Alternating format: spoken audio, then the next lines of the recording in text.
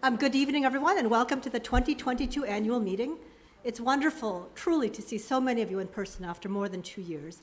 And I'm also excited that we have many members joining us on the live stream tonight. I'm Mary Kwok, and on behalf of the Many Hands Board, I'd like to thank you all for being here with us tonight and with us throughout the 2022 grant cycle. This is our 13th grant cycle and the second grant cycle that we've conducted under COVID. The pandemic obviously has highlighted and intensified the vulnerability of hundreds of thousands of residents of the DC area. Unemployment soared as a result of COVID.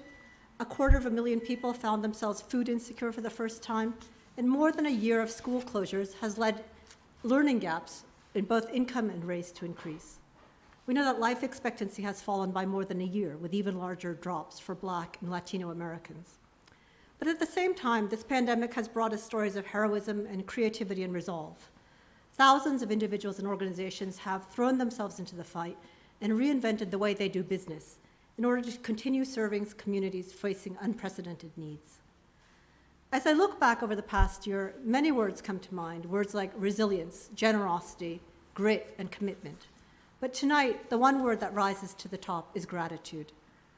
As I stand here, I am profoundly grateful that we have the privilege tonight of granting more than $300,000 to 4 outstanding local organizations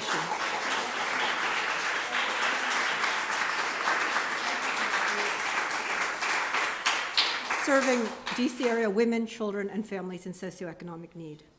These grants bring the total awarded by Many Hands since its founding in 2004 to more than $2.5 million.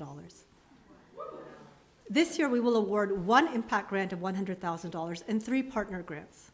Each partner grant will be $67,000.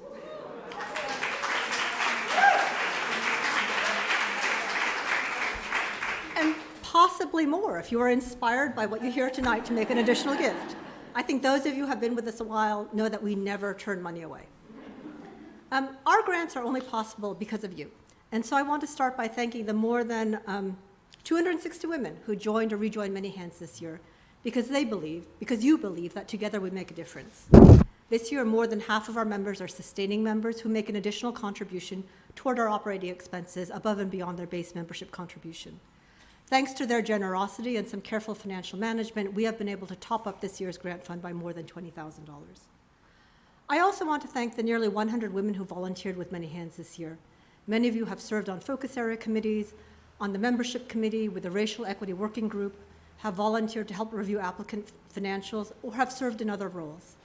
And I want you all to know that Many Hands would literally not exist without your dedication, your skills, your experience, and your commitment. My thanks also go to everyone who participated in this year's events and contributed to the rich dialogue and exchange that make this such a vibrant learning organization. And thanks also to everyone who supported our racial equity work by completing the DEI survey, taking part in listening sessions, and attending the Fall Racial Equity Learning Series. And many thanks also to those of you who contributed your voices to the strategic planning process through listening sessions and interviews. We will be reporting back to you on both of these projects in the fall. I want, of course, to thank the members of the board and the Emerita board who behind the scenes contribute countless hours to make sure that Many Hands runs smoothly. I was going to use the duck metaphor at this point to describe the process of keeping Many Hands afloat. I think all of you know this image that we have of ducks that sort of seem to bob serenely on the water, where underneath they are paddling furiously not to sink. Well, but I happened to Google this, and it's not true. Ducks do not need to paddle to stay afloat.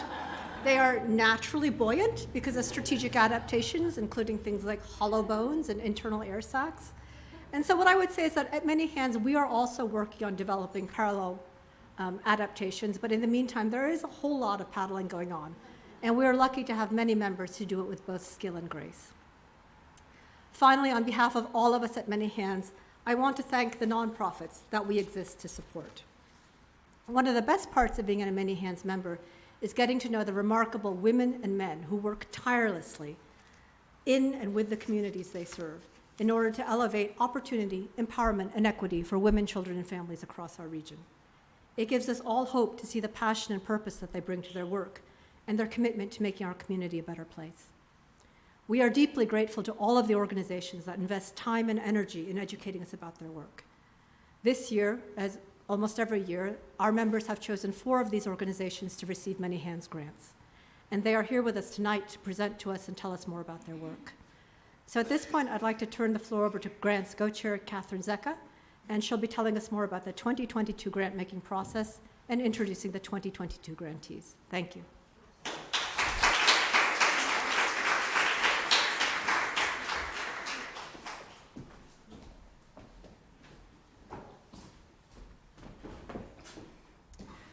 Good evening, everyone. I want to echo Mary and say just how completely awesome it is to be back in the room with everybody. It's so nice to see so many of you again in person for the first time in years, and to meet many of you in person for the first time, and to not worry about who is going to prepare the welcome slide or spotlight the video or any of that, which is really great to be here. So this evening, this is the culmination of our 2021 to 2022 grant cycle. We'll hear directly from each of our grantee organizations so that we can select the recipient of our 2022 $100,000 impact grant. So our grant cycle, as most of you know, began last fall when Many Hands received applications from more than 100 eligible organizations serving DC area women and families. The organizations provide programming in our focus areas: economic empowerment, education, health, and housing. From January through April, our 4 focus area committees met to consider the applications. Our focus area committees are made up of Many Hands members who volunteered their time to help select the grantees that we will hear from tonight. More than 75 Many Hands members volunteered their time to serve on focus area committees this year, and we are extremely grateful for them, for their dedication and commitment in this essential part of our process. After the focus area committees reviewed all of the applications, they each conducted 5 site visits of the organizations they thought were in the best position to serve our community at this time. For the first time since the onset of the COVID-19 pandemic, some of our site visits were in person this year. The site visits gave the focus area committee members opportunities to learn about the organization and more, ask questions, and interact directly with the organization's leadership. At the end of their process, each focus area committee selected the organization that the committee believed would best use a Many Hands grant to advance our mission to make a lasting impact on women, children, and families in socioeconomic need. And Many Hands has conducted a financial review of each grantee, and we are confident that each of the organizations that you hear from tonight is in a stable and sustainable position financially. And so tonight, we have with us each of our 4 grantees. We have randomly selected the order in which they will present. So first, we will hear from the Health Committee's grantee, Nueva Vida. Up here right now, and I'm going to introduce them in a minute. Next, we will hear from the grantees selected by the Economic Empowerment Committee, Capital Area Asset Builders. Third, we will hear from the Housing Committee's grantee, My Sister's Place. And finally, we will hear from the Education Committee's grantee, Beacon House. We will start each presentation with a brief introduction, either by myself or by Grants co-chair Karis Keitelman, of the grantee and of its executive director.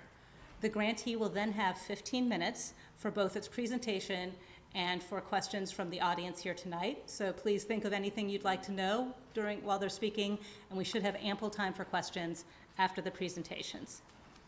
At the end of tonight's meeting, you'll each be emailed an electronic ballot so you can cast your vote for this year's impact grantee. We will provide you with more information after the organizations speak about the specifics of voting. And so without further ado, I'm very excited to introduce our first organization, the Health Committee grantee, Nueva Vida.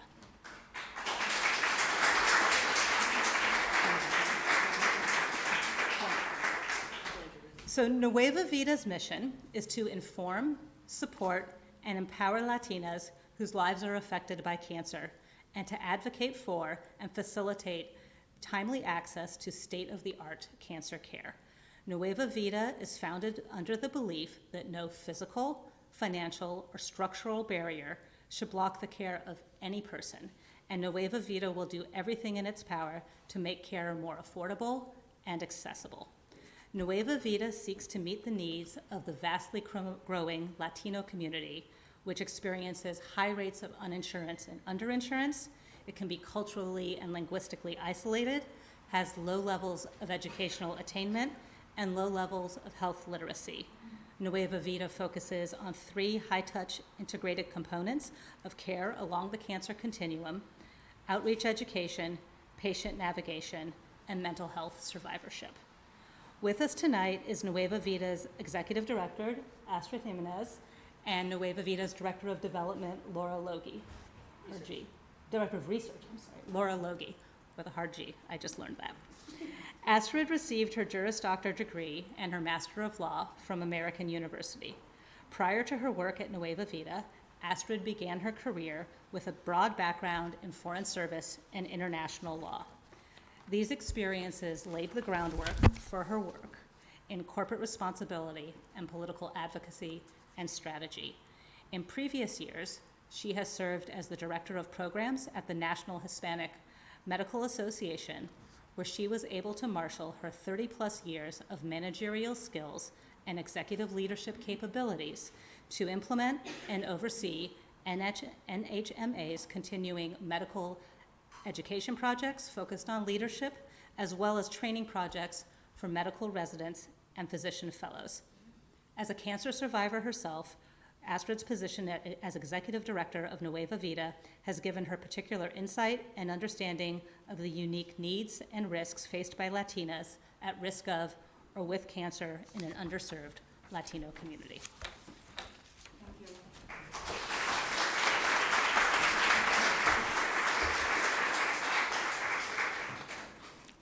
Well, good evening.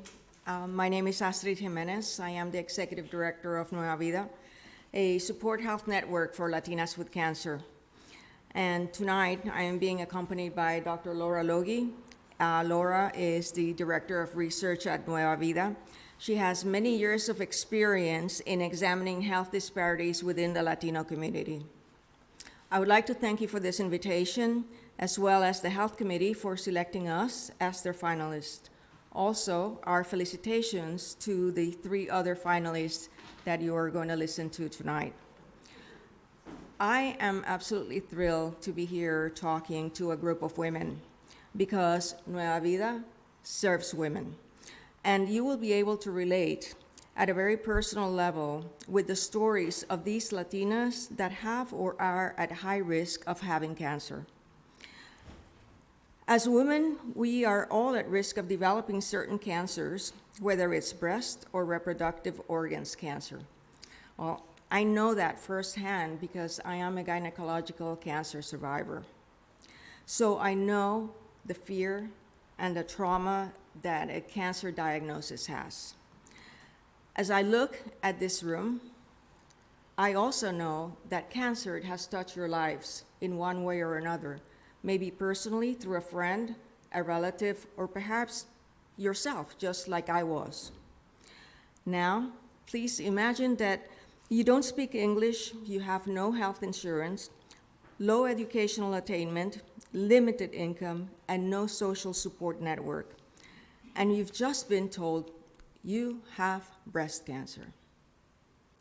It is for this reason that Nueva Vida's female founders, breast cancer survivors themselves, turned their compassion into action and created an organization that provides free, culturally and linguistically appropriate services through the cancer continuum.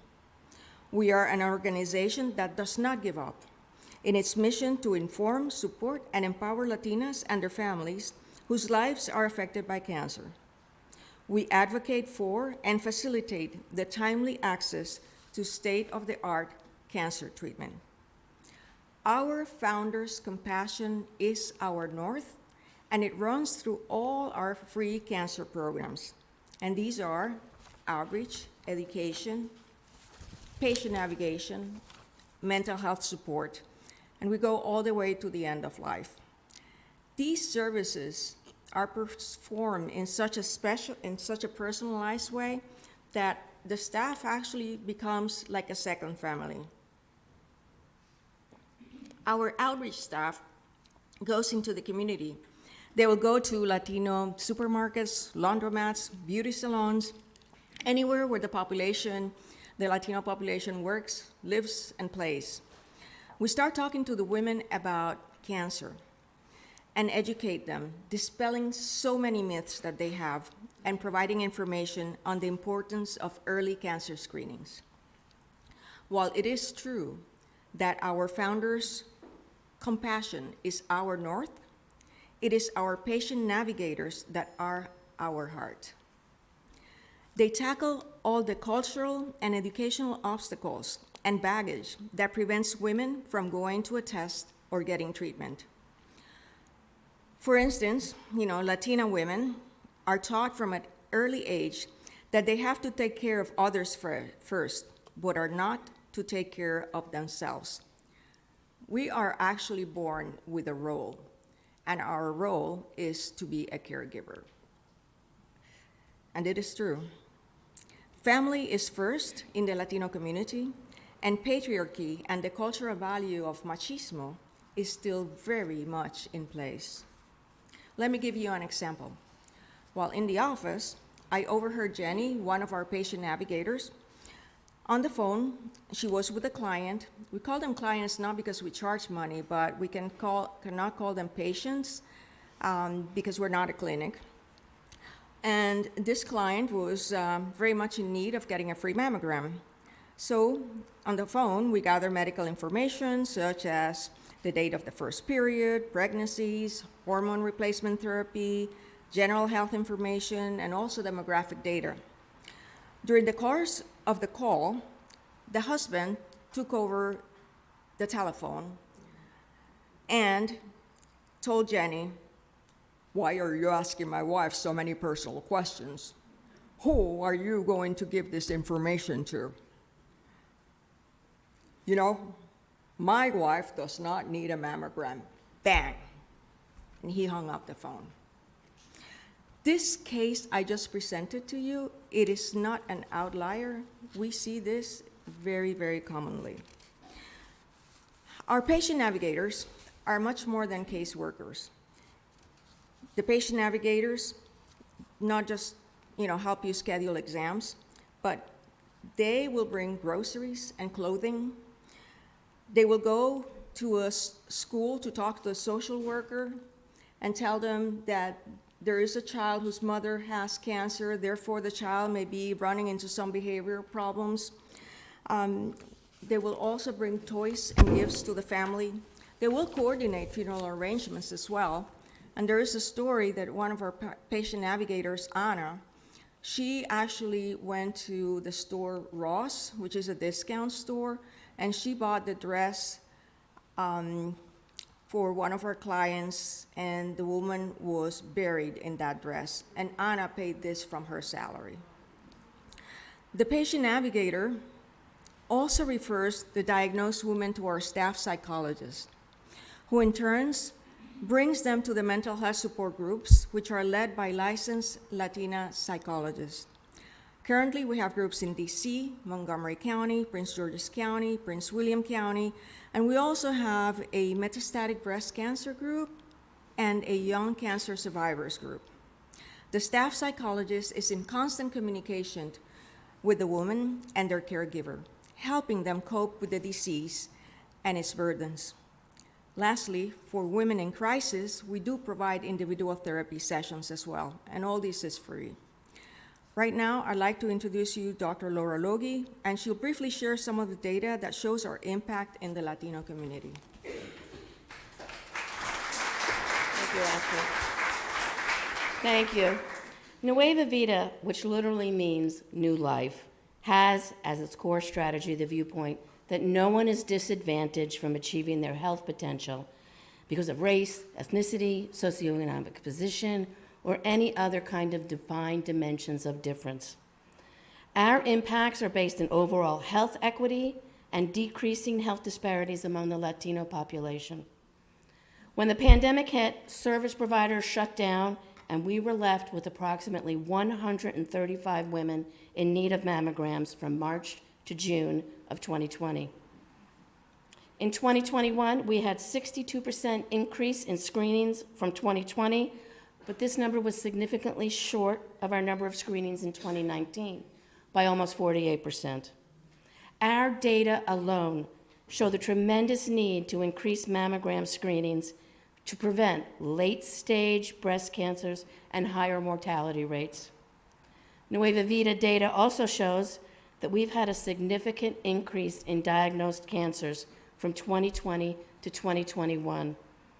We've seen an increase in breast cancer by 55%, gynecological cancers by 40%, and all other cancers, including pancreas, lung, and stomach, by 45%.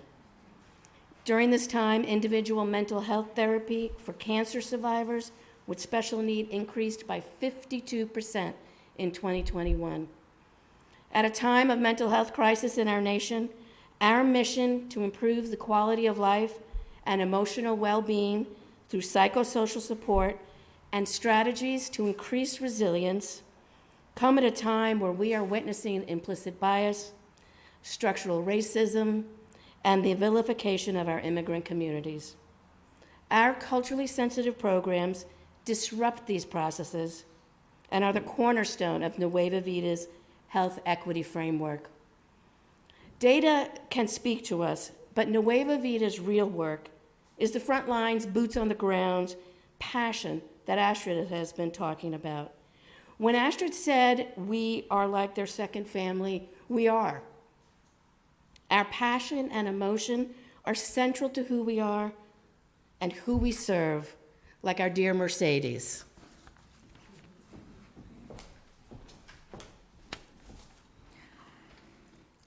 Mercedes comes from a very humble background in Guatemala, and she was 17 years old when she discovered a lump in her breast. Our navigator took over the case, and with her help, Mercedes had a biopsy that revealed that she had an aggressive and very difficult type of cancer. The navigator arranged for surgery. She had a double mastectomy. And later, she had to have another operation because the scar tissue had cancer. Afterwards, she went through radiation, had breast reconstruction surgery, and joined our support groups. She became a strong advocate, telling women to examine themselves every month and to take care of themselves. Nueva Vida was with her every step of the way, and we held her hand, not only through the medical journey and the appointments and the mental health support groups, but we also provided the family with clothing, winter coats, groceries, gift cards, PPE during the COVID pandemic, and we even helped them out with utility bills. For 5 years, we held her hand, and we held it until she could not hold ours anymore. Mercedes died last January at age 22. We are still devastated. See, her parents are so humble, they're illiterate. And even though Mercedes had cancer and was going through the treatments and through the surgeries, she actually graduated from high school. And she became the first high school graduate in her family. She was a teenager when she got cancer, and truthfully, the world should have been her oyster. But she died. Another senseless death from a terrible disease. So tonight, when you consider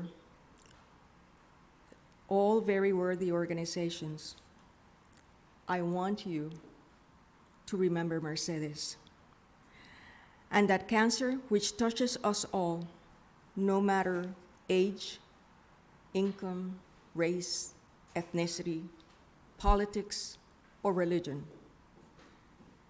It is a terrible burden. And while we cannot cure cancer at Nueva Vida, our motto, to never give up, assures that no Latina faces cancer alone. Thank you for listening to us.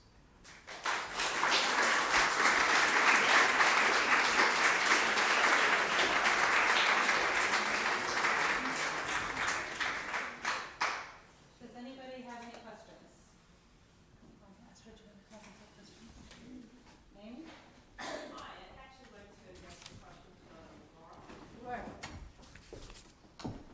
Laura, I know that there is a great deal of health disparities in cancer between the white population Mm-hmm. and the Hispanic population. Can you relate that for breast cancer? Sure. A lot of times when we talk about health disparities, we frame them between white and black and African American women. And while black and African American women die more than Hispanic women, breast cancer is the #1 killer among Latino women, not heart disease. So that is very, very important. Heart disease kills all of women except for Latino women, where breast cancer kills us more. We have higher amounts of less time to live. We have less adherence to medical treatment, and what the oncologist has to say to us as a health disparity. All these issues based on low income, no insurance, nowhere to go, results in late-stage diagnoses. So when we get our women with their mammogram screenings, sometimes it's almost too late. If we had had them 3 or 4 years earlier, we could have found this in stage 1, but sometimes, tragically, by the time we get them, they're already in stage 4. So those are some of the health disparities that we try to fix and to try and educate other people about, considering that in 2050, 1 out of every 3 of us will be Latino. So this breast cancer is a very, very important issue for us to deal with among the Latino community. Thank you. Thank you. I think we have time for 1 or 2 more questions. Does anybody else have questions? Okay, Joanna? Yeah, just tell me a little bit of the number of women you treat a year and give me a sense of the macro picture of the services you provide. Sure. Can you repeat the question?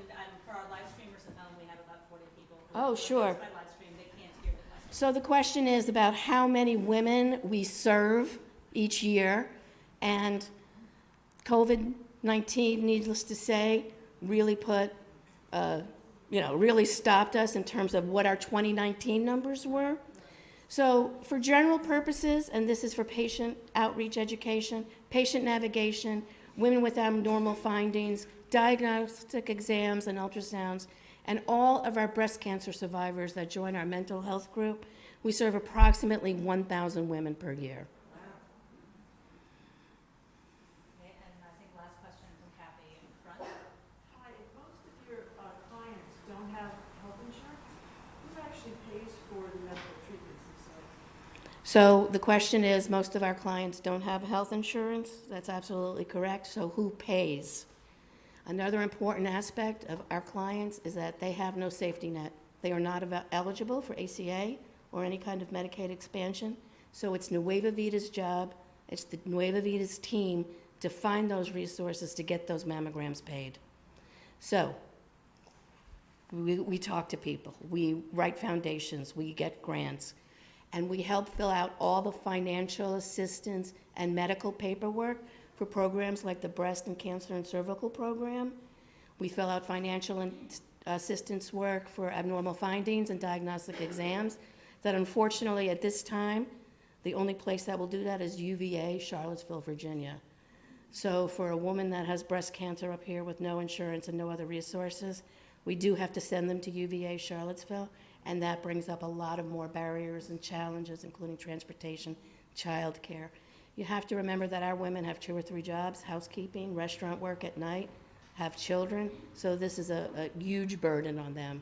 And our job at Nueva Vida is to lessen that burden. Thank you very much. It was wonderful. Thank you. Thank you. Thank you very much.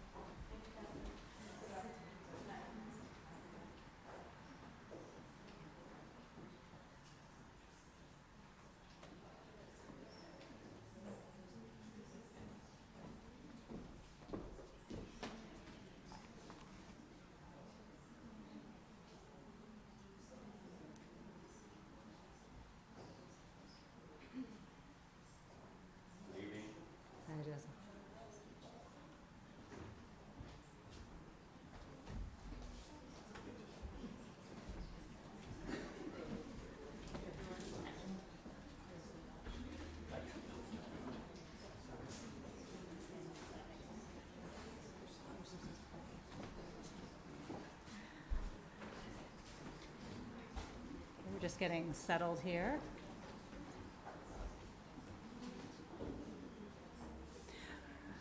Okay, so our second organization tonight is the grantee selected by the Economic Empowerment Committee, Capital Area Asset Builders, or CAB for short. The mission of Capital Area Asset Builders is to create opportunities for low and moderate income individuals in the greater DC region to build financial security, savings, and wealth for the future.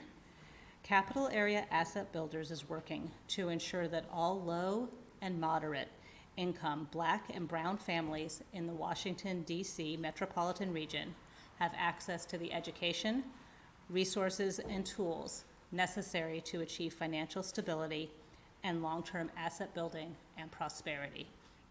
Capital Area Asset Builders works to achieve these goals through several programs focusing on savings and cash management, credit building, and financial education. Joining us this evening is Capital Area Asset Builders Executive Director, Joseph Lightman Santa Cruz. Joseph is an asset building, financial capability, and financial services professional with 20 years experience in a broad spectrum of executive management, strategic planning, and investment strategy and portfolio management. Prior to joining Capital Area Asset Builders, Joseph was Managing Director of Investment Operations and Portfolio Management at a wealth management firm in McLean, Virginia. Before that, Joseph was Vice President of Client Services and Managed Accounts at an institutional money management firm in San Francisco, California. Joseph is a guest speaker and analyst on personal financial planning, tax planning, asset building, and other socioeconomic matters. Recently, he has been interviewed by or quoted in English and in Spanish in the New York Times, PBS NewsHour, NPR Marketplace, Bloomberg, and a host of other news outlets. Joseph holds a BA in International Relations from San Francisco State University. He is also a proud graduate of several nonprofit leadership programs and is currently pursuing a Master of Public Policy at American University. Joseph is also involved with supporting nonprofit organizations in the Washington metropolitan region, including by providing pro bono financial planning classes with the Washington Area Community Investment Fund and the Latino Economic Development Center. And so now, Joseph, welcome, and we're delighted to hear from you.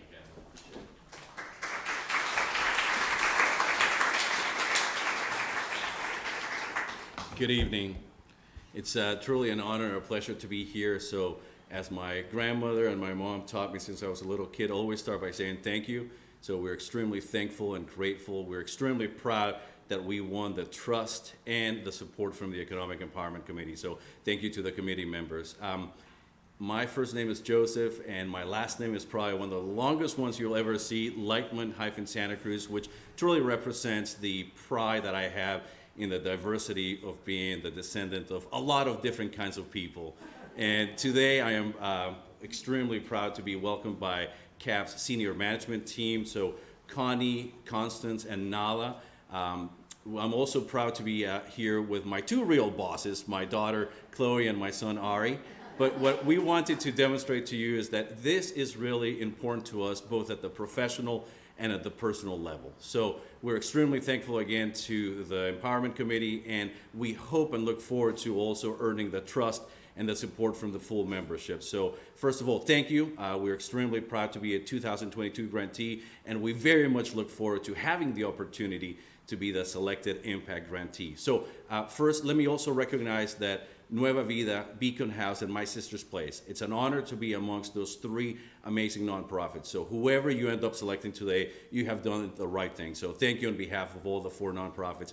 But directly getting into why we were extremely excited to resubmit an application. And we've done this for a few times, and I'm a deep, true believer that if you're on the right side of history, you need to keep on going, right? Just being told no once or twice or three times does not mean that everything is against us. Everything, or most of everything, is truly against the low-income community members that we proudly serve. Every single year, we get to work with more than 3,000 low-income families who happen to be low-income right now. But if given the right information, the right resources, the right amount of capital, and the right empowerment, they too can be breaking that cycle of poverty. And that is why we were very excited to present to you a credit building strategy. And what we are seeking to do at CAV is, let's be honest, right? Throughout the DMV, there are so many great nonprofits. The nonprofit and the support ecosystem that exists throughout the region is extremely healthy and powerful, and they support and help so many people. What we do at Capital Area Asset Builders, and what we've been doing for the last 25 years, is look at what is not being addressed, look at what's not being done, and simply ask the question, how can we be connecting low-income family and low-income community members with information and connect them with the ability to achieve and pursue the American dream? How do we interpret the American dream? The ability to not live in debt, the ability to achieve some kind of financial stability, the ability to simply be given the opportunity to achieve their God-given potential. So we focus on strategically and intentionally focusing on providing access to programs that either enable them to start the process of creating wealth or to prevent them from getting screwed by the system. And unfortunately, as we know, when it comes to poverty in the United States and worldwide, there is so much money to be made. We want for that wealth extraction not to happen in the community. And that is why intentionally we're doing something that nobody else, neither the nonprofit system nor local or state governments, are doing throughout the DMV right now. Focus on credit building. To quickly paint a picture to you, in Washington, D.C., 1 out of 5 adults are considered fully credit invisible. Credit scores back in the day were used to have access to a mortgage, to be able to get a student loan, to be able to get a small business loan. Nowadays, women are primarily the victims of credit scores being used against them when it comes to divorce settlements, when it comes to child custody situations. And unfortunately, the previous administration, whose name I will not mention, was using credit scores to deny legal permanent residents from becoming U.S. citizens if their credit score was below a threshold that just that president's administration was selecting as the magic score. So we have seen how credit scores have played a significant role. Nowadays, if anybody is applying for a job, immediately their credit history and their credit score is being generated. In order to retain a job with a good number of federal government contractors, somebody's credit score, an employee's credit score, must be at a prime score level. Credit score is just like weight. It's actually the inverse. With weight, it's so easy to put it on and so difficult to take it off, right? When it comes to credit scores, it is so easy to drop the score and extremely difficult to bring it up. So what we are doing at CAV is creating for free. Everything that we do in the community is offered for free. What we're doing is creating products, strategies that we bring into low-income communities, and we unapologetically focus on being women-centered, black-centered, brown-centered, really focusing on those segments of society that systemically and historically have been prevented from having access to economic stability. To paint that picture for you, a family in Southeast Washington, D.C., in historic Anacostia, which is the poorest neighborhood in Washington, D.C., which, by the way, 63% of households are led by single low-income African-American moms right there. And this is with at least 2 kids in the household.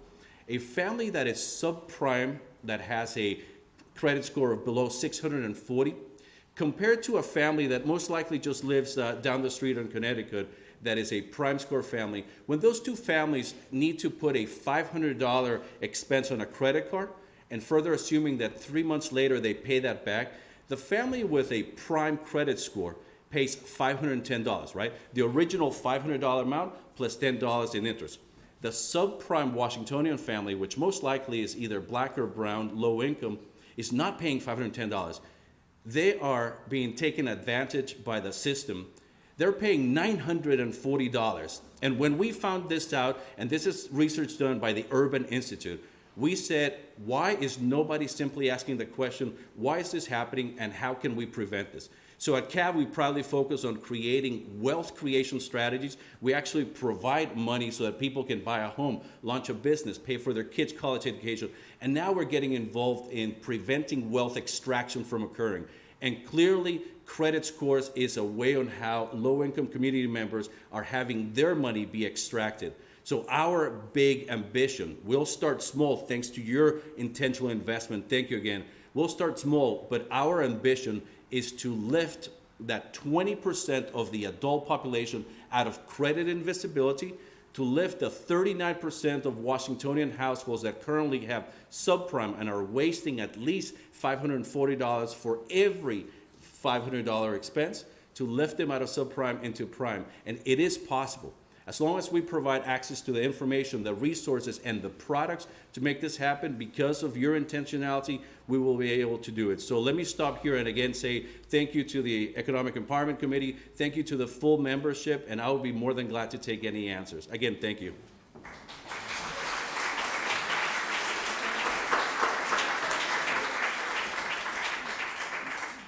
we have any questions? Yes, and could you please repeat the question so that? Absolutely. Having watched my own adult daughter try to get a credit rating that would allow her to buy a home, I saw how difficult it was. How do you do this for people? Sounds like magic. How can you do it? Thank you. So the question is, what's the strategy, what's the way that CAB does to actually help somebody to increase or to build up their credit? And here is a three-pronged approach. First is providing information on what is the role that credit plays in current society.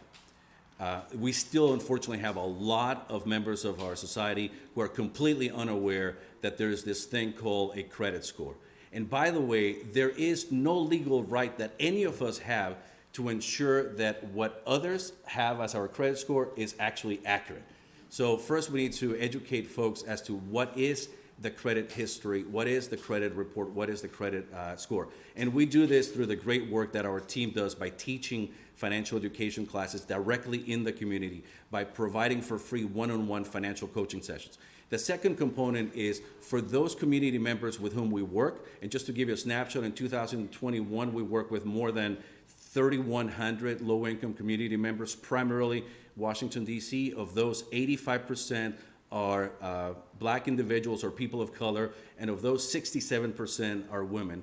So we provide one-on-one financial coaching, and we give them instructions, templates of letters, and information on how to challenge erroneous information on their credit history and their credit reports, and the ability to actually negotiate something in case that they actually do owe money. But the third most important component, and this is what we'll be able to do thanks to your investment, is create credit building products. So we're able to actually take advantage of the framework being used by credit cards, by loans, and by savings mechanisms, and that's what we're going to be introducing in the community. And as I share with you, we're not creating something new. We're looking at what's working and what are the best practices in other parts of the country, and simply asking, why is not this being done here? And when we found out that nobody else is doing, we intentionally are introducing it. So we will be able to actually work with low-income individuals to set money aside as part of a prepaid loan.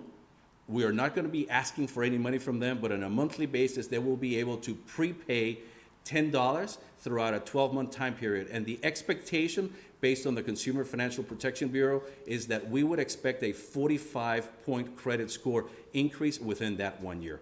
In addition to that, we will also be introducing a citywide credit building campaign called DC Builds Credit and Prosperity, where again, it's about making sure that credit-related components are center for people who want to buy a home, for people who want to buy a car, for people who want to actually get lower interest rates. It really makes my blood boil when we see so many low-income community members.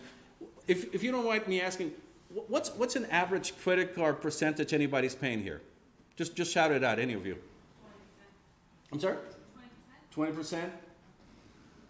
Okay, usually it goes from anywhere between 8% to 15%. That's the average for most credit cards. When it comes to the community members we're discussing, 24.6% is the average, and they're stuck with that. When they are one day late in paying their bills, whatever bill this is, automatically there's a penalty, there's interest, and there is a fee that gets accumulated. And on top of that, a new interest rate gets accumulated. So that is the specific disruption that we want to break, and that's what I'm calling wealth extraction. There is no need. We estimate that about $64 million are being taken out of low-income Black and brown community members in Washington, D.C. every year because of the credit deficiency. And as a society that claims to care about children, we cannot allow for this to take place. Does your organization do any political policy advocacy on these issues? Thank you. That question is, does CAV do any political advocacy? We do not get involved as a 501c3 in political campaigns, but we do directly get involved in public policy, specifically within the District of Columbia Council and with the mayor's office.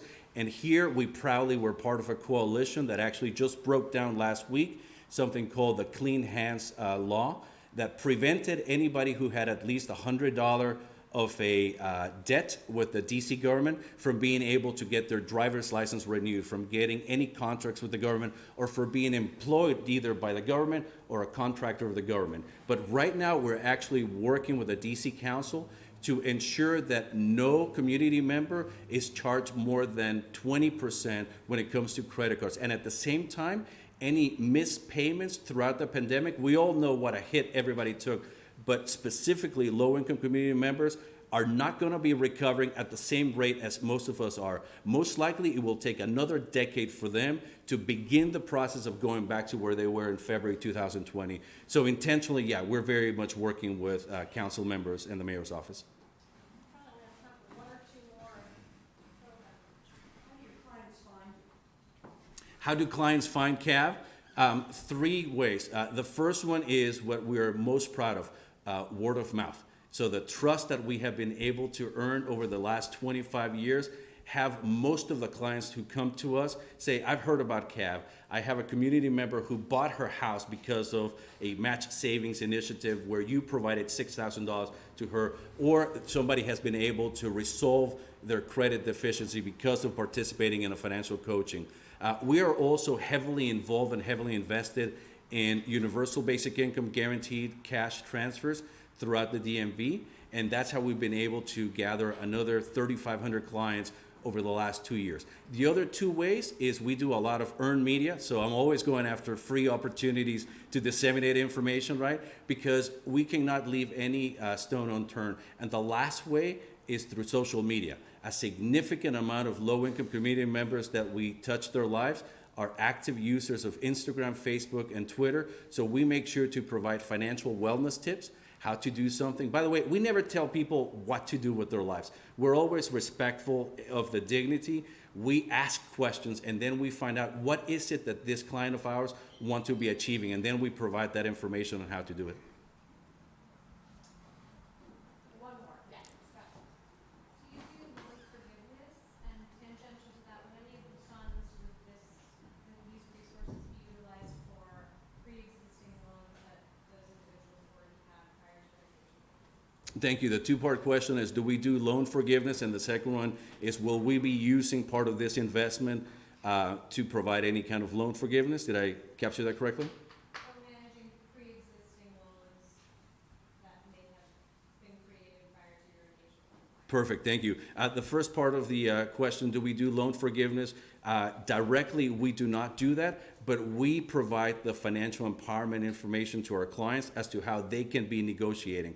By the way, Washington, D.C. has the most robust consumer protection laws on the books in the nation, but most people are unaware of that. If somebody has a collection, and we work with a lot of community members who have systemically been left behind, either they are domestic violence survivors, they are returning citizens, so they come back to a place and now they find out that somebody, the abuser or a close family member of the returning citizen, stole their identity and took out Comcast bills, took out credit card bills. So not only do they have this lack of security, but now their credit scores are shattered and they have a significant debt. So we work with them on how to address, negotiate, and actually ensure that their consumer protection rights are being protected. The second question on your part is how will we be maximizing this investment? And I am extremely proud to share with you that we will be looking, in addition to what we're looking into incorporating, which is the credit billing component, is to negotiate directly, primarily with healthcare providers, because that is the bulk of the personal debt owed by low-income community members, as to how we can create a forum to actually buy some of that medical debt. Unfortunately, we're not able to actually select specific community members, but we're able to actually look at specific zip codes. And based on the socioeconomic data that we have access to, we know where are those who have the greatest need. And based on that zip code information, by the way, what we are always doing is taking your investments and very specifically focusing on using most of it in the community. So what we're extremely proud, and Connie Woodland, who's our Chief Financial Officer, makes sure is that we're extremely proud that we are good stewards of your investments. 95% of every dollar that comes into CAV, we use it directly into the community. So your monies will always be correctly used. And we focus on where are the neighborhoods that have the greatest needs. And to give you a snapshot, and I'll wrap up with this, I'm extremely privileged to have two fantastic kids. My wife and I are extremely privileged. Our kids are born, and we live in Arlington County. Our kids are born into a zip code that traditionally, just like the zip code right here in Chevy Chase, it is expected that a child born into these two zip codes, based on historical tax return data over the last 65 years, that child most likely will be making at least $96,000 in annual income. In historic Anacostia, where 63% of the households are led by low-income African-American single moms, the most a child born into that zip code is $21,000. That's completely unacceptable. And that's where an entity like CAB comes in and says, we need to strategically focus on disrupting that situation and truly creating opportunities to achieve the American dream. So again, extremely thankful and grateful. Thank you once again. And we look forward to hopefully earning your trust and becoming your impact grantee. Thank you.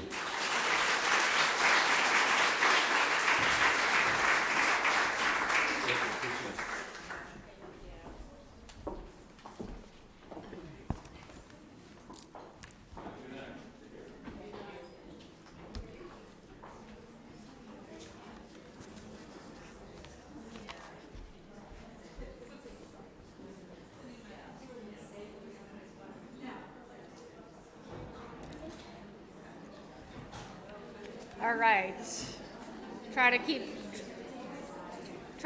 We're going to try to keep moving along to stay on schedule. Our third organization is the Housing Committee's grantee, My Sister's Place, or MSP. MSP's mission is to shelter, support, and empower survivors of domestic violence and their children while providing leadership and education to build a supportive community.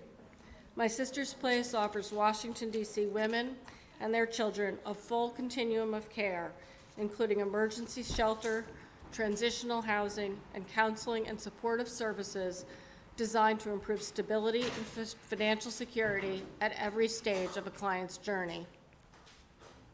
In January 2020, MSP launched the Fresh Start Fund in response to the need for one-time financial support to help ensure families are not at risk of financial ruin, of losing their homes and their stability because of a financial barrier.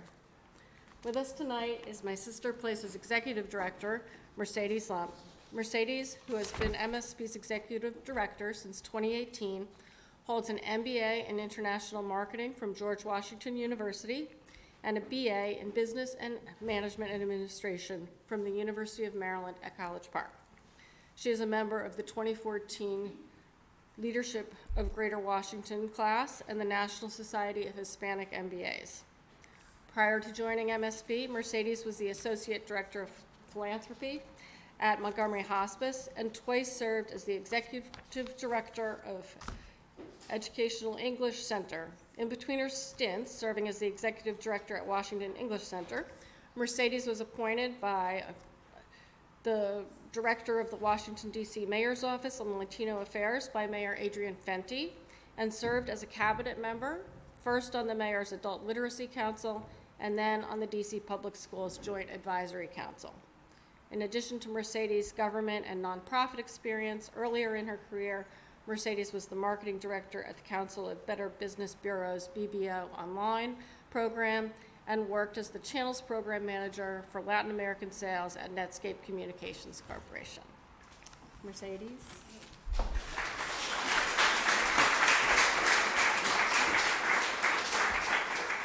Thank you so much. We are so pleased to be here. We were very fortunate to be part of this process for 3 years. And I've been telling everybody how I really appreciated to be able to share our story with you even the past 3 years, and we would keep on doing it and keep on doing it, because even though we may have not gotten funding, I know that many members gave to us personally, and then even those connections result in volunteers, and you never know when you're going to tell our story to somebody who could be a client, so we really value that. And of course, we're even happier to be here today. So thank you. I'm just going to briefly go over very gently what we do with our programs, and then touch a little bit on Fresh Start Fund, and then I'm going to let Tashira, who has been with the organization practically in every position, knows it probably better than I do, has been there longer, and she's going to share kind of the real world impact and the client stories and how this funding is so critical, especially now because of COVID. And I know that many of us think COVID is over, sort of, we're back to normal things, and we're moving on. It is not over for our clients. As you can imagine, that they have those jobs that were cut. The inflation hits them much harder. Rent is crazy. It was already crazy to begin with. It's even worse. And so you can imagine this is an ongoing thing. And in the past year, we've been really fortunate to get a good amount of America Recovery Act funding to help our clients, but that's going to stop this year. And so we're going from a whole lot of support to nothing. So it's going to be a cliff, not just for us, but for a lot of the organizations we work with. It's kind of a conundrum because we were faced with funders who said, here's a bunch of money, a lot of money, use this year. But then we're kind of setting up our clients for a real hard fall. And so that's why this funding right now is so critical. Our clients are not over COVID. When they have a child come home because of COVID, they're the only parent. So how can they hold a job? So we're really grateful to be here right now. As you probably know, probably most of you know, we provide a full continuum of care, and that's emergency shelter for clients who are immediately leaving their abuser. So they're fleeing with what they can carry, and they just need a place to be safe. And so at the shelter, we provide trauma-informed care for the adult and for the children. We have children's programming, we have an art therapist, we have an addiction counselor, we have a workforce support person, we have financial literacy, we work with CAB, we like them very much, but we're better. Just wanted to say that. So we have a full continuum of care, and all those services we provide to all our clients. In the shelter, it's 24/7. It's intense. Once they've stabilized, then we have transitional housing, and we have programs that are either for a year or up to 2 years, where we pay the rent, and then the support is reduced, and we get to a client to a place where they can afford their own housing. But that's not where the story ends. We continue with them. We have an aftercare program, so we're always in touch with them. Once they're our client, we say you're always our client, because we know it takes a lot to separate from that relationship. And we know there's a statistic, I think, that clients go back to the abuser an average of 7 times before they actually leave. And this Fresh Start Fund is so key for clients to not return, because many times, especially during these very hard financial times, the thought comes to your head, oh, it was so much easier. I can't pay the rent. I can't hold down a job. Maybe it's better to go back. And we're there to provide that funding with the Fresh Start funds to make sure that they don't go back to the abuser. So these funds are literally life or death. So and even right now is so critical, so we're really, really grateful for that. In addition to our housing programs, we have educational program where we educate the community about what is domestic violence, how to see it in somebody that might come to you, how to respond to somebody, how to introduce them to services. And then we have our Latino outreach program. We're very intentional about reaching out to the immigrant community because of all the barriers that you can imagine an American survivor might have. If you're undocumented, you don't speak the language, it's that much harder. So we're very intentional about hiring bilingual staff and having culturally appropriate programs for those immigrant survivors. And we've really increased the number of immigrant survivors that we're seeing. And then finally, our last two, or the newest programs, our move-in program, which I really love, and it's a great way to volunteer. I highly recommend it. And then our Fresh Start Fund, which Tashira is going to go into more detail. The move-in program, we were realizing that we had families at shelter, and we would tell them, hey, you got that apartment, we're going to pay for this apartment for 2 years, and they weren't moving into the apartment. And the reason they weren't moving was because they literally did not have a bed. They didn't have household goods. So why are they going to move from the shelter where we're taking such good care of them to an empty apartment? And so we had partnered with an organization called Kind Works, which is an amazing organization as well. And they were gathering gently used furniture and volunteers to completely set up, furnish, hang pictures on the wall, fill the refrigerator with food, fill the kids' rooms with toys. And so when a client moved into an apartment, it's completely full. We had so many move-ins that they just couldn't meet our demand, and so we brought it in-house, and now we have this amazing opportunity. What I really love about it is that it also communicates to our clients, when you've left this relationship and you've been in a position where you feel like you have nowhere to go, literally, you're coming to a shelter, you actually do have somewhere. You have a community that is supporting you, and I love that they can see that, and they're just blown away that total strangers are supporting them. So it's a great volunteer opportunity. And then semi-related, Fresh Start Fund, that's, the one-time financial expenses that can destabilize a family or can propel a family to really become self-sufficient. So car breaking down means I'm going to lose a job, or a health bill that I can't pay, or I can't meet the rent means eviction, and all those things that might go along with it.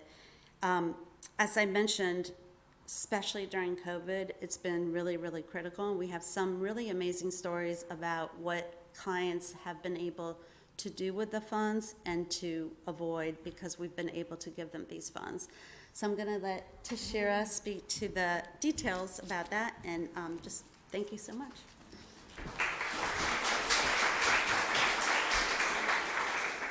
Again, thank you for having us. Since 2020, we've fielded about 500 requests, which have been phenomenal. And in the beginning, as Mercedes said, they were one-time.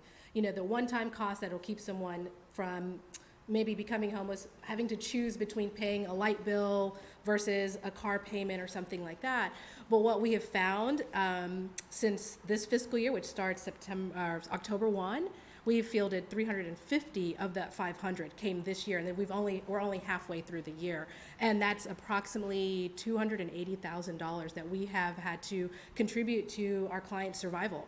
And That includes, and of the 200 and about 350, 200 of those are actually for basic needs like food, clothing, your utility bills. And that's, for me, a bit shocking, and we've had to adjust. And we know that that's not going to stop because many of our clients are very far behind. So we've been really happy to pay off past due bills for over the past 2 years, because if you have the option to put food on the table versus paying and keeping your light bill, that's not a choice. And what would you do? You would go back to what I always say is the devil you know. At least I know this person is going to give me money to help me to pay for food. And so I wanted to, while we're helping with basic needs, I also wanted to share some of those stories where we've had folks propel and have really great success over the course of the 2 years. So we have a client who really got into a program to become a special police officer. And that is so awesome because you can get jobs all over this area. And so we were so happy to pay for that, her books, the courses. And then we found out that her car was broken down. So how is she going to get to work? But there's a duality to that story. She also is able to rely on herself to get her kids where they need to be, and not have to rely on that partner in common who is also putting her in a precarious situation. And so that story for me is so important, because now she has a $55,000 a year job that she can, certainly be promoted, get more work, and that's what we're looking for. We want to make sure that folks have the opportunity to be more and do more and not have to wait. And so we also have other clients who have to rely on their abuser for their sponsorship through immigration. And so we've been able to help an immigrant client and her whole family get their ITINs, paying for a lawyer to help them through that. That's really important because now she can work legally. She can access public benefits. It's all about elevating and escalating her. And now we're supporting her through our RISE program, which is really great. And we're going to continue to support her. But I know she's got a lot of backlogging to take care of. And so we have tons and tons and tons of stories like that. And when I look at individually, if we give 1,000 here, 2,000 here, it's a drop in the bucket when we look at it individually, but when we look at all of the big impact that we can make that might stop, we definitely need to keep it going. So I appreciate you listening to our presentation.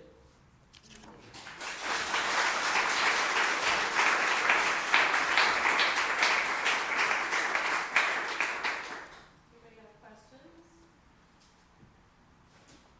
How many people are you able to reach in a year, and how many are families? Repeat the question.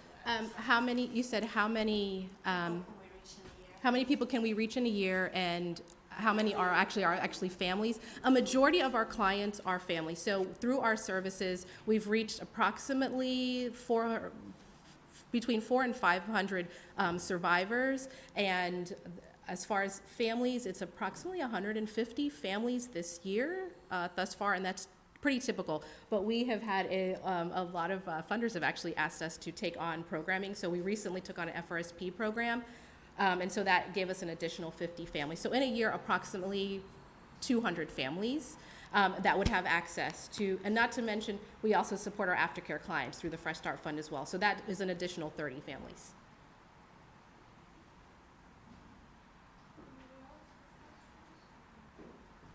What types of education programs do you have or exist within your organization to ensure that those women and families aren't just going right back to that abuser and not following that 7 times cycle? Absolutely, that's really great. Sorry. Sorry. What type of educational programs do we have to ensure that clients have better outcomes and don't return to their abuser, or at least have better options? We have actually a good swell, and so mostly a lot through partnerships. So our workforce development program, we call it LEAD because it's not just about workforce development, it's about empowerment, self-esteem. A lot of that is taken from the client as they're coming into, so we have to do a lot of that building work. We also have the DOH come in, they do kind of breast cancer screens, sexual education, parenting partnership with Community Family Life Services, so that way we can provide that nutrition and parenting support. We also partner with early stages around educating kids, and I had a quick and parenting through early stages as well. And there's a couple, a few more. And honestly, sometimes a client will come to us, and then Mercedes is a huge proponent of this. Sometimes a client doesn't know how to give themselves respite, and Mercedes will say, "Why don't we see if we can find someone to teach them how to knit?" Or our art therapist will often look into finding things that if a child is having trouble and they're displaying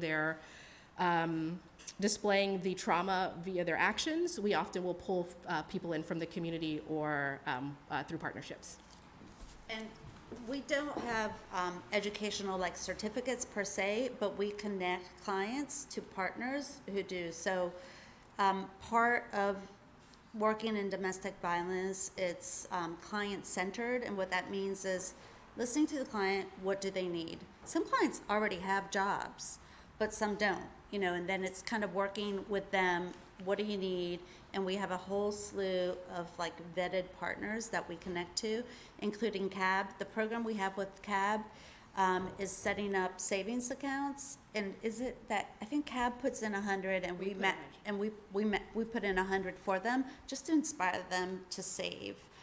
Tashira and I were just at a presentation where there were all these programs presented by DC government agencies helping DC residents buy homes, and it's mind-boggling how many programs there are that people don't know about. And so I was saying to Tashira, our number one goal when clients come in is safe housing, stable housing, and really that means an apartment on your own.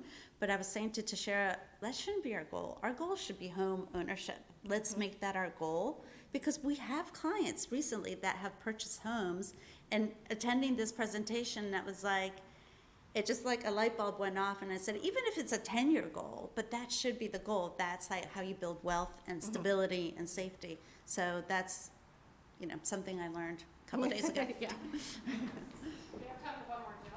What do you do to ensure that your clients are safe? Because obviously they're leaving where they were because somebody wanted to harm them. Yeah. Do you want to talk Yeah, about safety sure. planning? Sure. Safety planning starts from the first. Oh, I'm so sorry. How do we ensure that clients stay safe as they're leaving? Statistics show the most dangerous time is when they're leaving. So safety planning is imperative from the very, very, very beginning.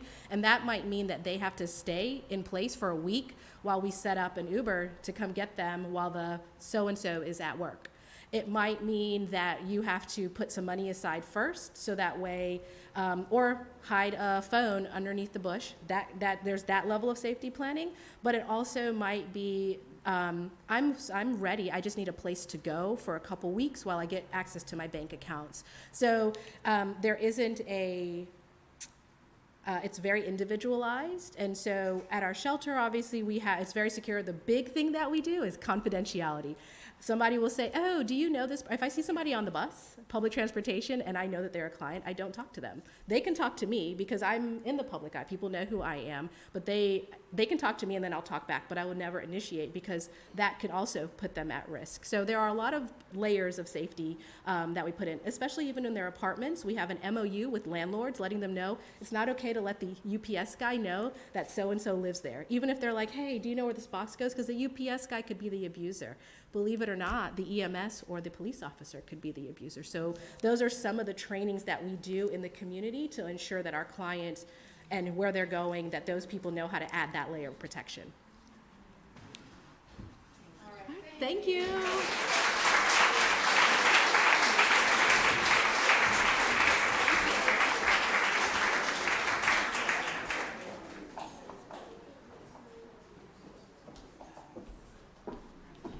All right, well, that brings us to our final organization for tonight, which is the Education Committee's grantee, Beacon House.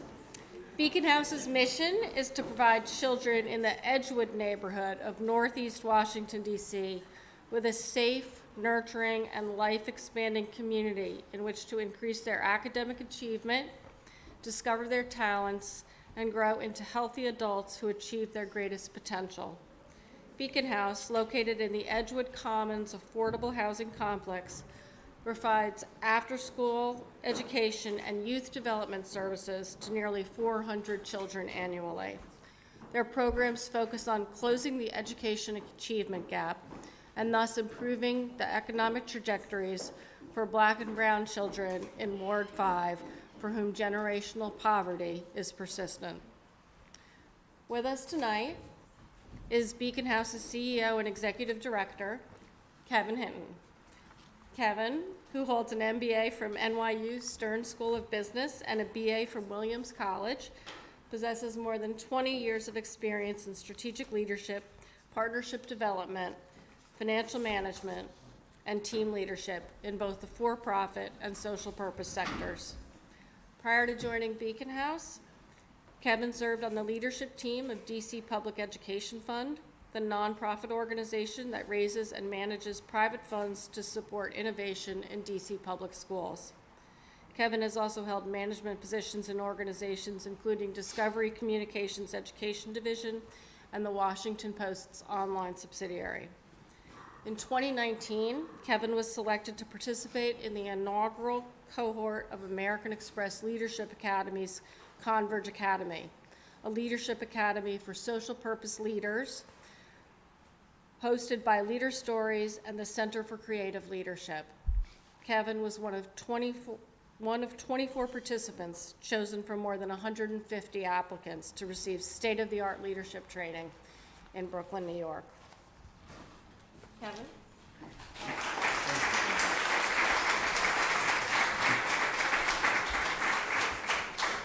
All right, it's going to take me a minute to calibrate here because I'm naturally loud and I don't want to offend your ears. So how is this from a volume perspective? This is okay? So as long as I stay here, I'm good? Okay, just give me the high sign if it becomes too much. Oh, I did forget something. So. First of all, good evening, everybody. Good evening. On behalf of Beacon House's entire board and staff, I'd like to express my gratitude and also our excitement to the Many Hands Education Committee for choosing Beacon House as its 2022 finalist. This is just awesome. It's just really awesome. Second, I'd like to introduce you to Beacon House's board chair, Shannon Herbert, who is here with me this evening. Shannon?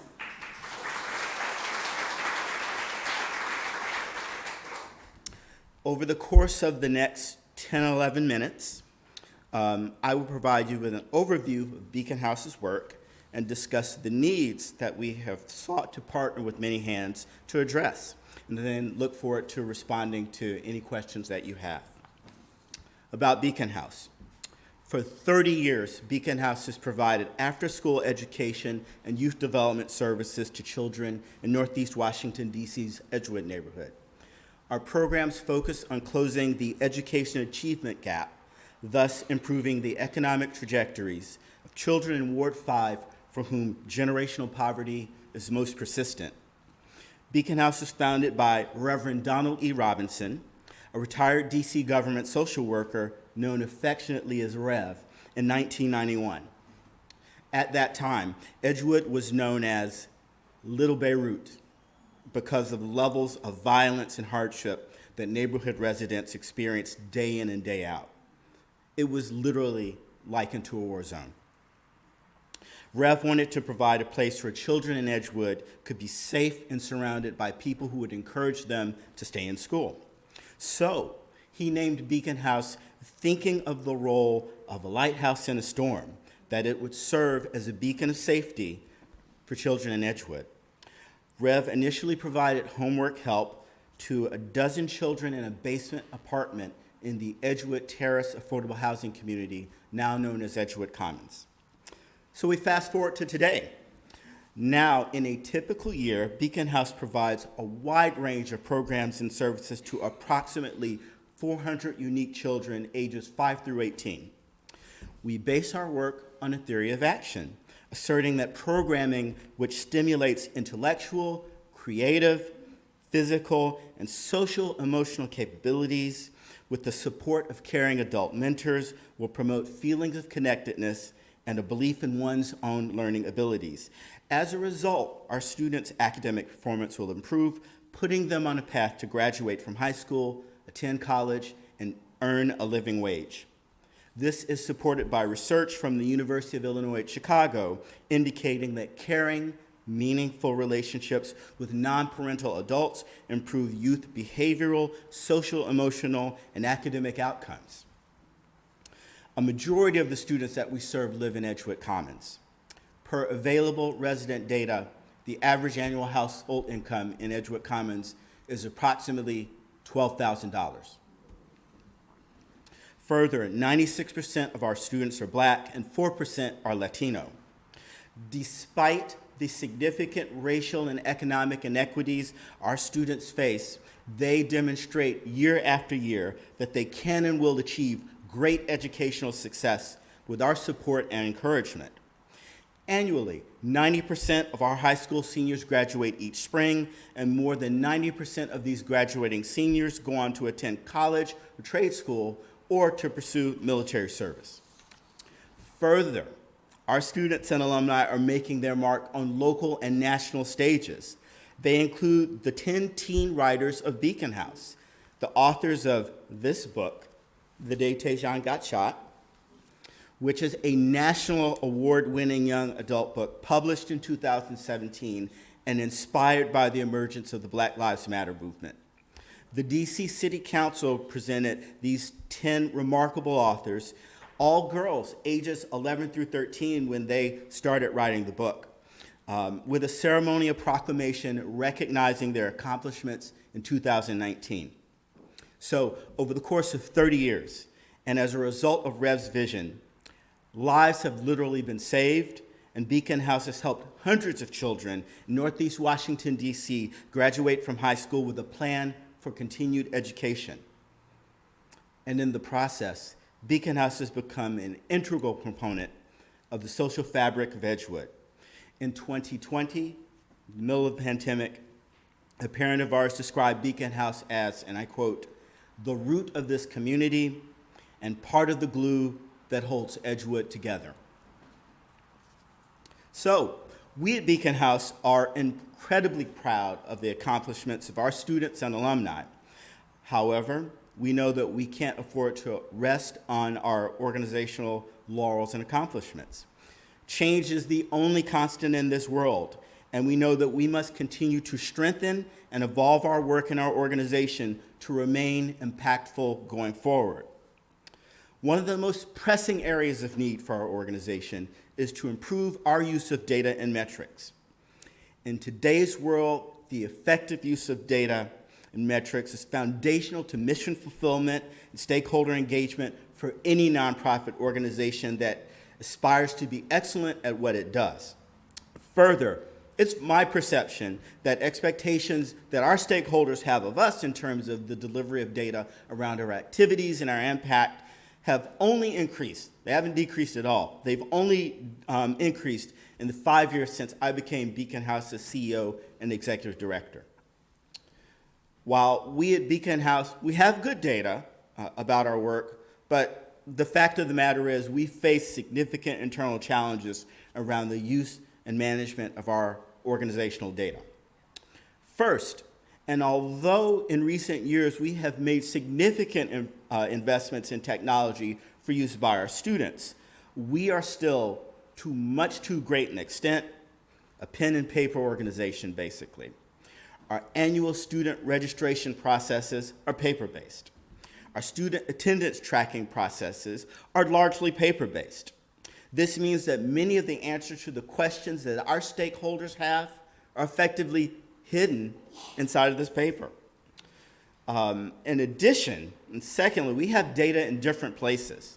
Some data lives in binders. Some data lives in spreadsheets. And a lot of the important information of our organization is just walking around in people's heads, and it's not captured anywhere else. So there's just a lot of valuable information that is dispersed in different places across the organization. And last but not least, we are lacking a robust set of standardized operating procedures for managing this disparate data.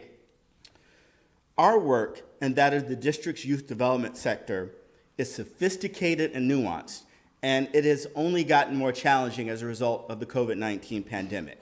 So what this means, we need sophisticated systems to support and advance this work.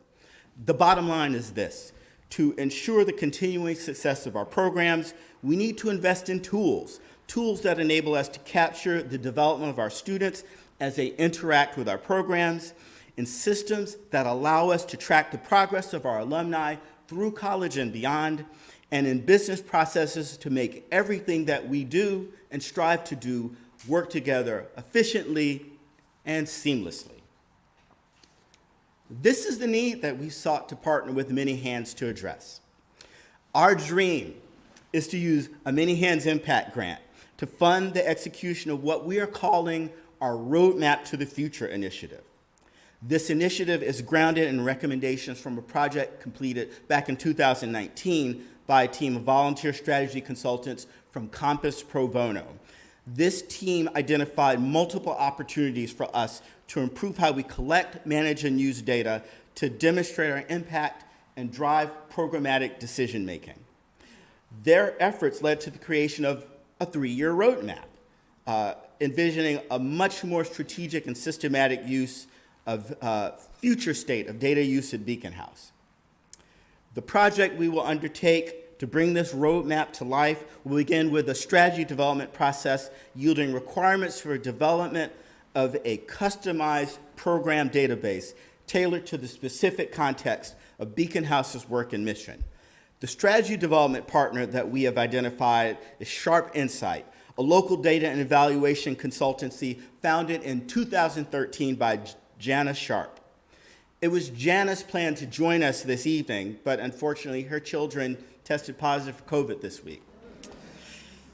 Sharp Insight supports nonprofits, foundations, and public sector agencies specifically in measuring and strengthening their impact, and it possesses significant expertise both in evaluation and in the youth development sector, having supported dozens of out-of-school time organizations throughout its history. Sharp Insight is the perfect entity to partner with us to craft the strategy and implementation timeline for this critical initiative. Additionally, we plan to use grant proceeds to add a new staff member who will be dedicated to data coordination and management in our organization. So, by bringing this roadmap to life, we will increase our ability to fulfill our mission, convey our impact more comprehensively, engage our various stakeholders in a more effective fashion, and quite possibly position Beacon House as a leader in the use of data among DC area youth development organizations. So in closing, for 30 years, Beacon House has helped advance equitable educational outcomes for Black students in the District of Columbia. Following George Floyd's murder in 2020, our board and staff, at the time Shannon was vice chair, our board and staff leadership affirmed our commitment to serve children in Edgewood for as long as we are needed. Many Hands supported Beacon House will help strengthen our ability to fulfill this commitment and to sustain our work to help children in Edgewood achieve their greatest potential.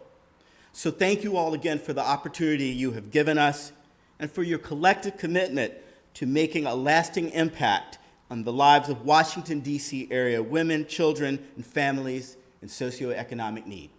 Thank you very much.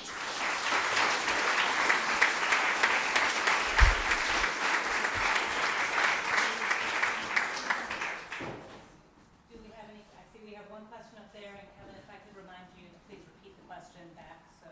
Absolutely. Absolutely. Just a quick question. I was wondering how much it will cost for you to do this? Absolutely. So the estimate that we have is in the range, oh, sorry. The question was how much will it cost to do this? And so the estimate that we have for the cost of this project is in the range of $130,000 to $140,000. So we're envisioning spending $25,000 with Sharp Insight on the front end strategy development work. We will engage a developer to basically take the requirements that come out of that work and create the database tailored to us, and that's going to be at least $50,000. And then I'm estimating, based on the most recent research that we've done in the market, that we'll probably need to spend $60,000 to $65,000 sort of on an annualized basis to bring in the type of person that we want to bring in for the data, to play the data coordination and management role. So that gets us to around 130, 140. Melissa, can you talk a little bit about how having this kind of data information will help transform and maximize the impact on students? Absolutely. So, oh, yes. The question is, how specifically will this investment transform our ability to maximize our impact on students? So there are a number of different challenges that we have that we expect to address through this. So right now, we are not, for example, capturing data on students as they move through the Beacon House experience. So we have students who start with us as early as age 5. And one of the things that's unique about us is that because we are place-based, it gives us the opportunity to work, to deliver our services to children right where they live, and basically work with them over long periods of time. So we built relationships and we get to know from them, but we're not capturing the information around the specifics of what programs are they interacting with, what types of student academic outcomes are we seeing as a result of the specific programs that are interacting, how are those on a year-to-year basis, what does the data tell us about how they're progressing throughout time. We're not capturing that in a systematic or strategic way. We're not capturing it on an individual student basis, and we're not capturing it on an aggregate basis. So we get questions from board members. How effective are the programs that we have? Well, in order to be able to assess that both in an aggregate basis, on an individual basis, we need to be able to take these different kinds of snapshots and to look at the data in a very granular way on a program-by-program basis and on a student-by-student basis. And we need to be able to make decisions based on that on an ongoing basis. If there are things that are not working, we need to be able to make changes, and we need to be able to changes in as close to real time as we can, right? If we need to engage new partners, we need to be able to have data to inform our ability to do that in as efficient and expeditious a way as possible. And then in terms of looking at the big picture of the entire portfolio of programs and services that we have, we want to be in a place where we're utilizing data to drive continuous improvement across our programs, and then to inform on as real-time a way as possible how we're working with individual students. It would support our ability to take more of a case management approach with individual students, where we can track them very closely, and we're not dependent necessarily on the knowledge in the head of someone who may leave after a couple of years or may leave after 3 years. That's the piece that we have vulnerability around that. Although we have a relatively stable staff base, there's still vulnerability there. And so we need to find a way to capture this data, organize this data, analyze this data, slice and dice it at the individual level, on the individual program level, and across our programs. And if we can come up with, if we can put in place systems and tools so that we can do that dynamically, it's going to make an enormous difference. As part of one of the site visits to Beacon House 4 or 5 years ago, I remember being so inspired by the portrait of your founder that you had there. But I was also touched by one of your case managers who said that one of the greatest challenges is that there are now children in the program whose parents were residents of that community, and that the generation was continuing. Do you think this type of project will help break that cycle from generation to generation to give these children more hope and more opportunities going forward? Thank you. So the question was around whether this project will advance the work that we say we're doing, which is about breaking the cycle of generational poverty. Did I get that accurately? And so So the short answer is yes, we believe so. Because we think we're already having an impact on that. We can point to this group of alumni who have graduated from college, who are doing great things in the world. One of our alumni is one of the more prominent fashion entrepreneurs in the city. Another one of our alumni is a prominent restaurant entrepreneur in the city. So we see our alumni going out, they're prospering, and in many cases, they are coming back to Beacon House to volunteer in our programs and mentor our students. And so to the extent that we can position students coming through our program for lifelong success, that's what it's all about for us. And by doing that, that's how we make an impact on breaking the cycle of poverty. Do Kathy, and then we'll do one more in the back, and then we'll wrap it up. So your success rate is quite impressive.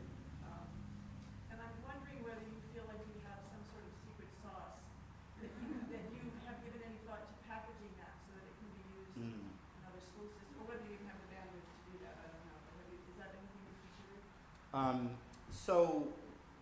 So the short answer is we oh yes, the question, thank you, I'm very bad at this. So the question is about whether there is a secret sauce to what we do and whether we've given some thought to codifying that, if you will.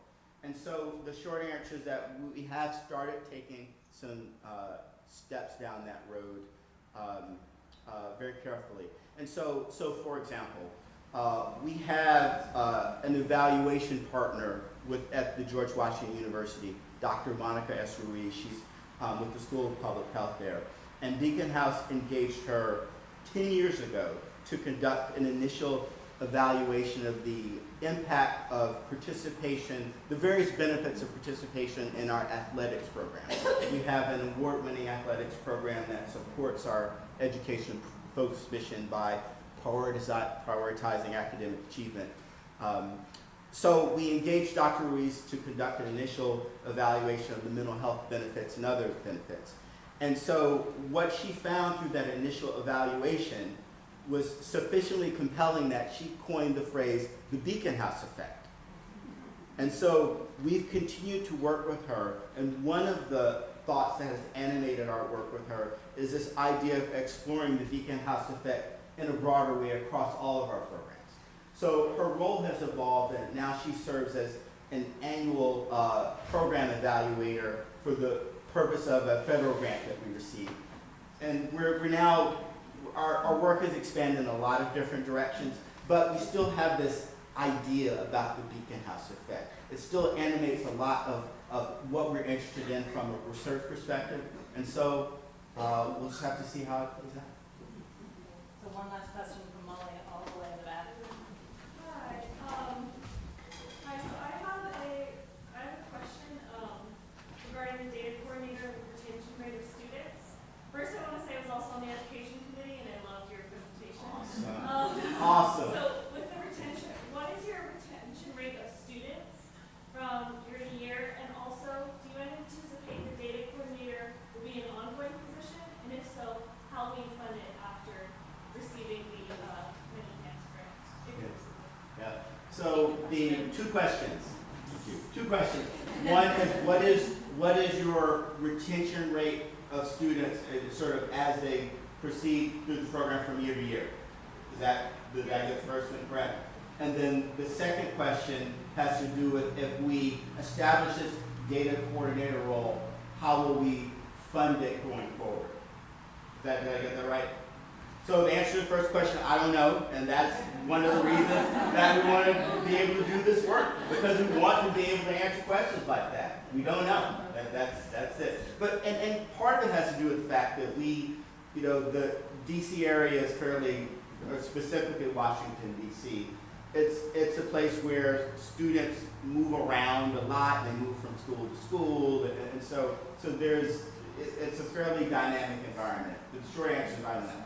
And so we'd like to be able to answer questions like that. And making this type of investment would help us do that. Secondly, on the data coordinator role, the data manager role, one of the other great areas of focus for our work is growing and diversifying our revenue base. It's something that we've been focusing on for some time for a number of different reasons.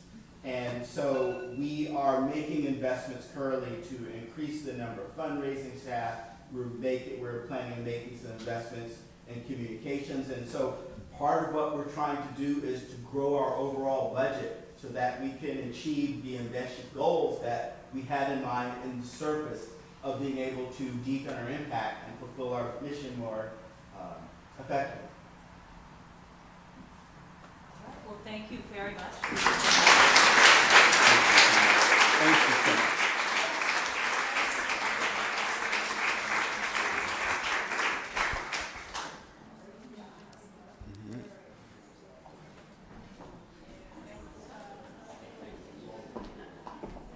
Oh, wow. So, for those of you who've been with us in person in the past, you know that now would be the time where you would be taking your paper ballot and you'd be checking off who you want to vote for, and you'd have to hand it in. And I don't know how we ever did that sitting here in the room, honestly. So, you know, one small benefit from COVID is our improved electronic voting system and having a little bit more breathing room to go and process all this. So whether you're here in the room with us now or watching the live stream, thank you, or weren't able to do either, if you're a member, you will, in fact, you have in your inbox already received the ballot. And the email for anybody who's looking for it will come from vote@manyhandsdc.org. If for some reason you go home and you don't have it, check your spam, check your promotions folders, and if it's still not there, then email us at vote@manyhandsdc.org, and we will help you troubleshoot. We obviously want to make sure that each and every one of you have the opportunity to vote. You have until Sunday at 5 p.m. to submit your vote. We know that choosing among the 4 incredible organizations that we heard from tonight will not be easy. But you will have to choose just one, the one that you believe should receive our 2022 Impact Grant. And the organization that receives the most votes will win the grant, will receive the grant. And we'll announce the Impact Grantee by email on May 16th around 11 a.m., so watch your emails for that. So before we say goodnight and goodbye and for this grant cycle and send you off to vote, I just want to say a final thank you to Astrid and Joseph, Mercedes and Kevin and their team for sharing with us the tremendous work that they're doing to support women, children, and families across our region. The work they do is obviously the inspiration for the work we do, and we are honored to support each of them with a Many Hands grant. To our members, thank you again for sharing with us your time and your talent and the thoughtful consideration that you have and will put into casting your vote. And now, while we are all experiencing the glow of this spectacular night, back in person, we would be remiss if we didn't invite you to renew your membership and come back and do this all again with us next year. And don't be selfish with this glow. You are our best ambassadors. We would love for you to spread the word and to invite a friend or two to join you next year. And help us spread the word about the power of collective giving to empower us as grant makers and to enable us to make these large-scale grants that probably most of us would not be able to make on our own. Together, we truly do make a difference. Thank you, and see you next year.